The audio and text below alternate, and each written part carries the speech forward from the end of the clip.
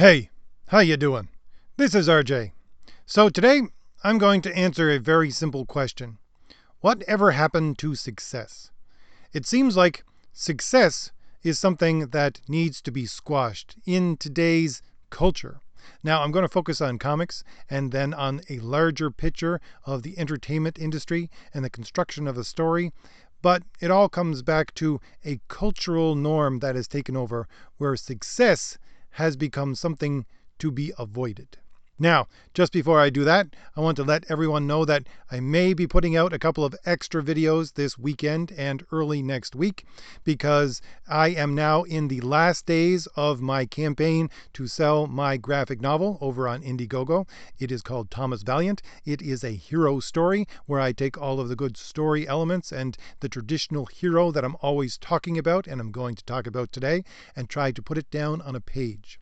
And we have just hit the $20,000 mark, but we still have a little ways to go within the next 4 days if we wish to reach our next 2 stretch goals, which will give you even more with your story and with your book. So if the ideas of a traditional hero that I'm always talking about appeal to you, I suggest that you click the link in the description and go over and take a look at my graphic novel and see if it is for you. I would greatly appreciate it. So again, the question today is, whatever happened to success? Why does it seem like everyone, from the largest corporations to the smallest comic company and even their employees, why do they all appear to be purposefully shooting themselves in the foot? Now, I came upon this question while listening to Richard Meyer over at Comics Matter, and he said, don't these people realize in the comic industry, don't they realize that our success, meaning, of course, the crowd-funded comics, again, like mine, that I'm trying to sell right now, and we've just hit $20,000, that is success. Don't these people see that a rising tide raises all boats?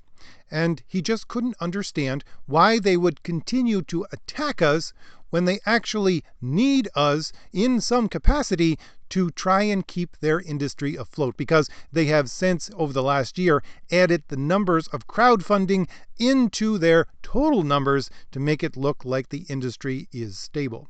And he came upon this answer to his question. I think his answer came from Yellow Flash, another comic YouTuber, and he said, these people are chained to the bottom of the ocean floor. Therefore, a rising tide does not help them at all.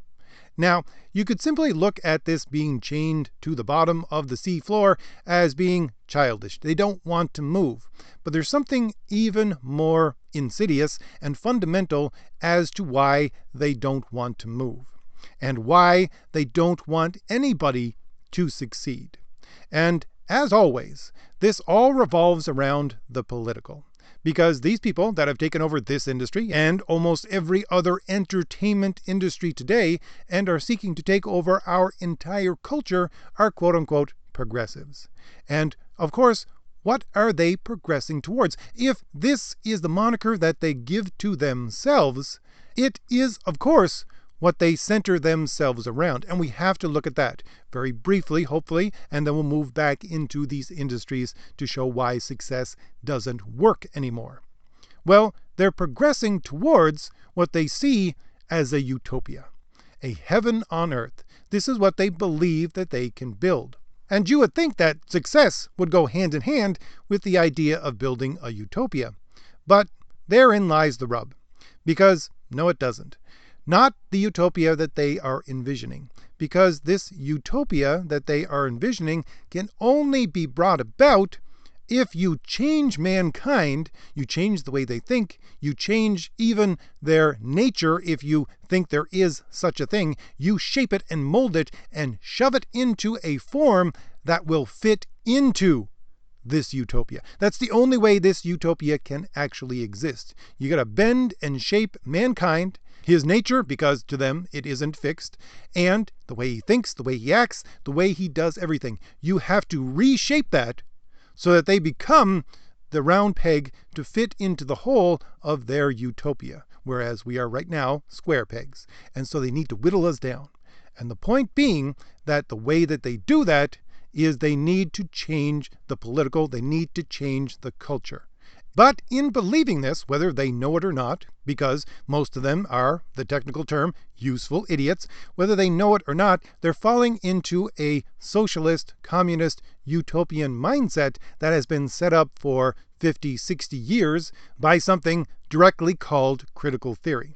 Critical theory was developed really over 100 years, but took its greatest form in the 1960s, where you got a bunch of intellectuals getting together and saying, how do we sell the revolution? Because our grand revolution for the entire world has seemed to have stalled. Therefore, we need to reignite it. And we can't do it through all workers unite anymore. That simply doesn't sell. And they came up with the idea that they need to sell the idea of constant criticism. This is critical theory. You need to criticize things constantly. And they can get people to do that because people have this nature within them that likes to destroy.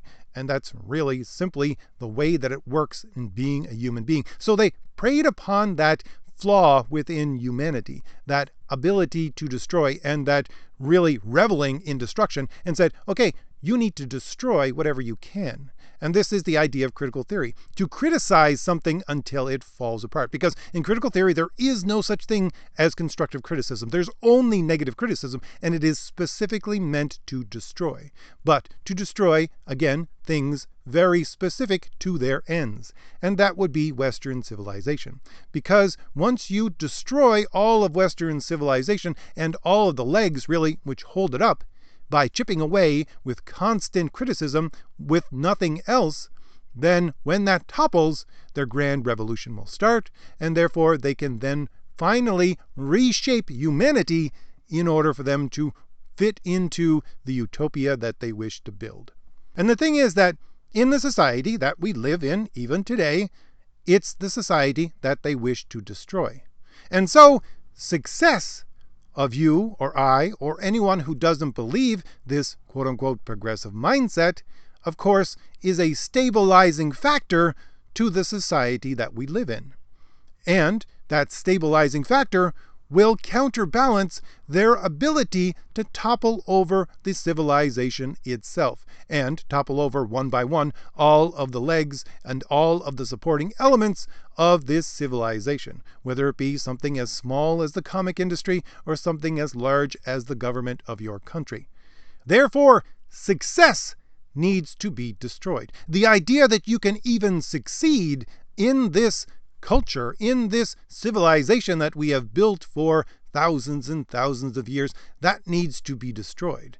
The idea that you can even get there into success, especially by yourself, it needs to be destroyed. And so they need to destroy success in every form. And, unfortunately, I'll have to add the fact that this is something that modern liberalism just plays right into. It itself is the biggest useful idiot. As I have said in previous videos, traditional liberalism I have no problem with, because they were seeking to free mankind from that which keeps him down, that which keeps him from being fulfilled. And there is an element of success to that, because they want you to be successful in the way that they see as being the most impactful. But your current modern liberal does not have that mindset anymore. The current modern liberal, especially in the political class, is simply looking to maintain control. And of course, success to them, again, is something that they cannot have. Why? Because they have become the party of big government, whatever party it may be in whatever country. They have become the party of big government. They have become the party of, you need us to give you a handout if you wish to succeed. Because, of course, if that is the case, then they will always get voted in. Because the idea of conservatism is the fact that, no, you can stand on your own 2 feet. You can be successful. You can pull yourself up by your bootstraps if that is the case.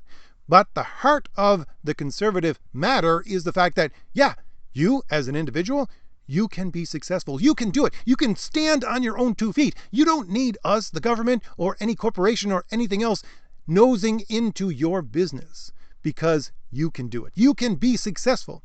But of course, the liberal, the modern liberal way of thinking is that No, you can't be successful. No, you need us. You need us to give you a handout. And therefore, if you don't even believe that you can do it on your own, if you think constantly that you need a handout, a hand up to succeed, then we will always get into power because we're the only ones who will give you that handout. But of course, this is simply playing into the quote-unquote progressive mindset, and the liberals, I should say quote-unquote liberals, that are in power today simply drift farther and farther towards progressivism because they themselves, again, are becoming a useful idiot for that ideology itself.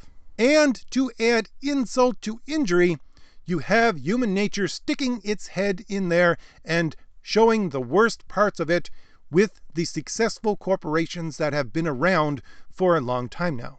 Because it's part of human nature to finish climbing the ladder to get to the top and then turn your back on it saying, no, I got here by myself. I climbed no ladder. This is all me.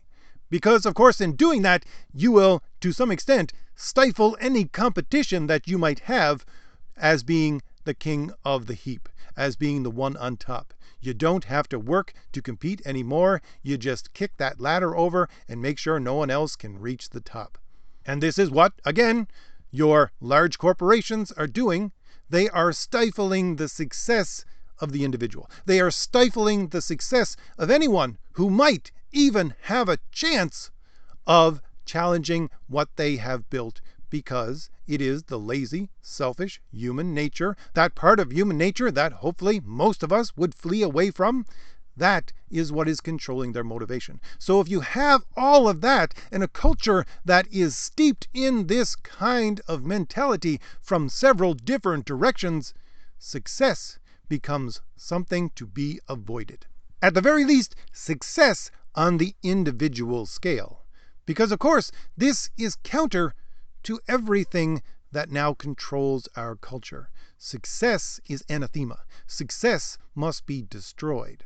And just to focus on the political just for another moment, I don't think it's any coincidence that when Donald Trump was getting the American economy to its most successful point in decades and decades, making the country energy self-sufficient, making unemployment numbers drop to their lowest in, again, decades, and showing everyone that not only can this country in itself as an individual country be successful, but you yourself can be successful, and other leaders around the world were doing the same thing, we all got our legs taken right out from under us. And you can argue back and forth how deadly you might think the current world situation is, but that's not what I'm talking about. I'm talking about the reaction to said current health situation. The reaction was to take the feet out from underneath everything that had been built as a success for the last 4 years. And so it is, for the corporation,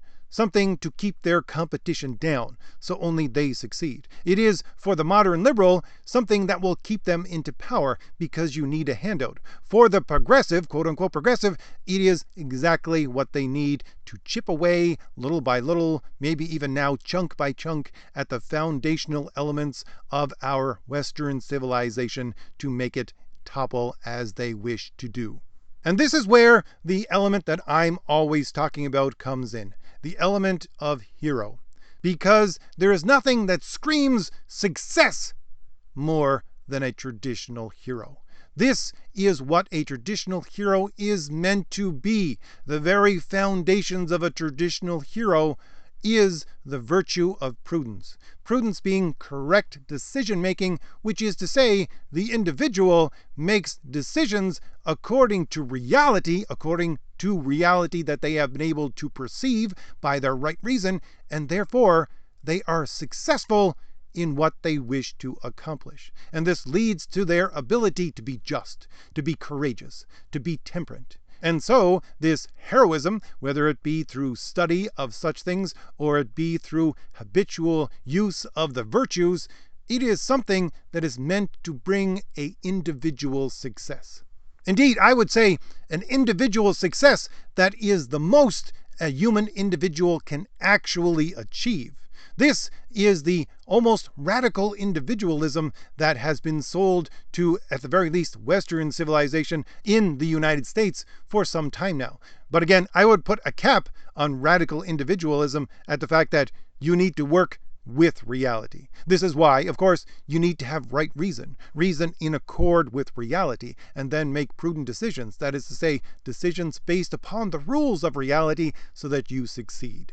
Once you make your decisions based upon the truth, there is nothing naturally that can stand in your way. And if something human does stand in your way, you're ready to make the sacrifice that is necessary to continue on that path of success. And this is one of the reasons why I focus so much on the idea of hero. And this idea isn't just from comic books. It is through every medium that you can think of, every kind of story, whether you're a Star Trek fan or a Star Wars fan or a Doctor Who fan, whether you're a tabletop gamer, whether you're a video gamer, it's all being attacked by the idea that success needs to be destroyed. And of course, the fundamental attack comes as an attack on the idea of hero itself, because I don't think the idea of a hero is something that is cultural. The idea of a hero is based upon reality. And so no matter what culture you have, no matter what kind of cultural expression you have, it is based upon the reality of the human existence and how we interact with the reality around us. And if you look at all the things that I'm talking about, you can see very clearly the idea of hero coming through. The success, the great success of the American comic industry was built upon the superhero. The ideas within Star Wars or Star Trek or other science fiction shows and mediums, you have a hero like Captain Kirk. You have a hero like Luke Skywalker. And you now see the complete destruction of that hero in one way or another. And how your quote-unquote progressives must destroy these heroes because they're old heroes. They're heroes that point you towards the fact that individuals can be successful. And so when you witness the destruction of the thing that you love that has a hero at its center, this is where it comes from. No matter whether it be the destruction of Luke Skywalker, the attempt to destroy Captain Kirk, the utter contempt for Doctor Who that these people have, any of these things. This is not to just destroy this character. It is to destroy the idea of hero and its successful nature. And you see, certainly within the American comic industry, what they're trying to replace this with. They're trying to replace the idea of a hero. They're trying to make a quote-unquote new hero an effeminate man. They're trying to make all of the heroes feminine in one way or another, if not just female. This is because, according to their ideology, the female is not competitive. The female does not strive for success. The female, in their minds, strives for cooperation and for togetherness and community.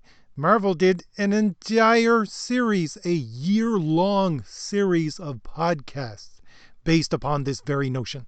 And even with that progressive feminization, because it's really not the real female, but even with this progressive feminization, it's not enough. They have to make them part of a larger company of something or other.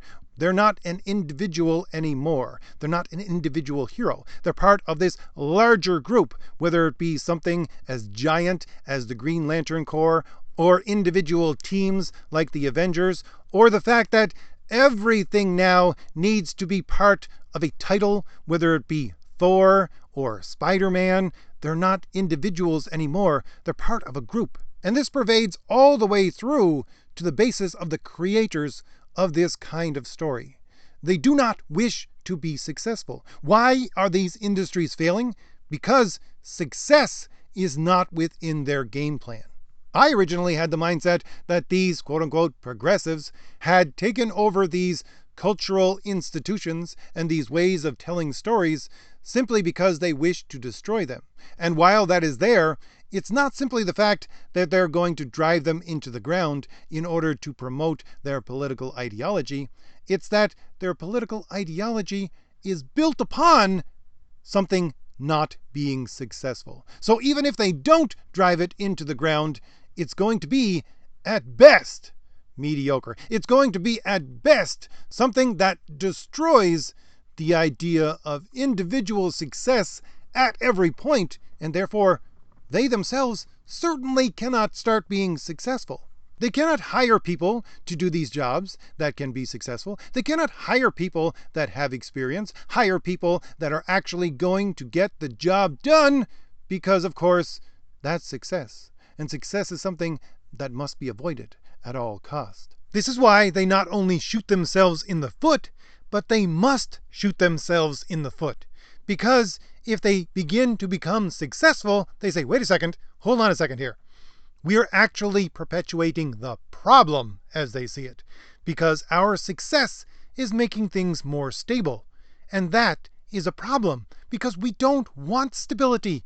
We want the current situation to be destroyed. We want the current stability to be destroyed. The only way we can have our grand utopia is to destroy it. I can't be successful, because that is perpetuating the problem. And this is why each of us who really understands and believes that they themselves as an individual can be successful, you need to create something new. You need to create something that looks successful and is successful and has no qualms about being successful.